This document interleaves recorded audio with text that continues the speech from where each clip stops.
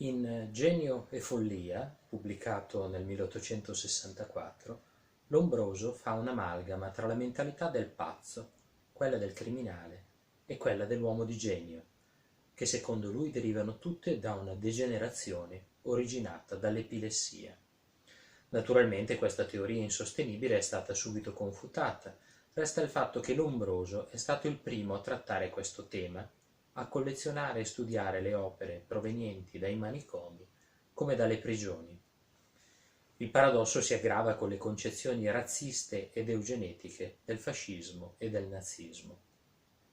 Bisogna segnalare che la prima manifestazione che accomuna allo stesso livello le opere degli artisti dell'avanguardia e le produzioni provenienti dal campo psichiatrico è stata la mostra L'arte degenerata del 1937, promossa per iniziativa di Goebbels, ministro della propaganda del Terzo Reich.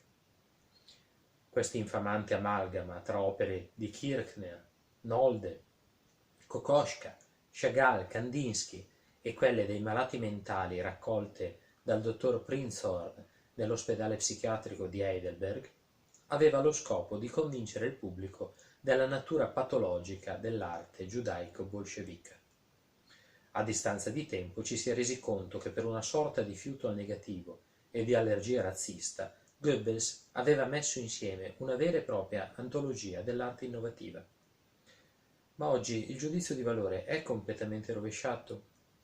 I conservatori dei musei americani, che di recente si sono cimentati nel tentativo di ricostruire quella mostra, questa volta con intento apologetico, hanno preso la precauzione di escludere le opere della collezione Prinzhorn, come se queste avessero conservato ai loro occhi un potere compromettente. Lasciando Karl Brendel, Paul Goesch o Franz Paul nel loro ghetto psichiatrico, i conservatori sembrano aver adottato il punto di vista di Goebbels. Comunque sia, bastava capovolgere la prospettiva nosografica e il giudizio di valore dispregiativo per abilitare artisticamente l'arte dei folli, proprio per l'affinità che presentava con le innovazioni formali dell'espressionismo, del cubismo e del surrealismo. Questo è il rovesciamento di punto di vista proposto già nel 1907 da Marcel Reja in L'art chez les fous, che invocava il relativismo culturale.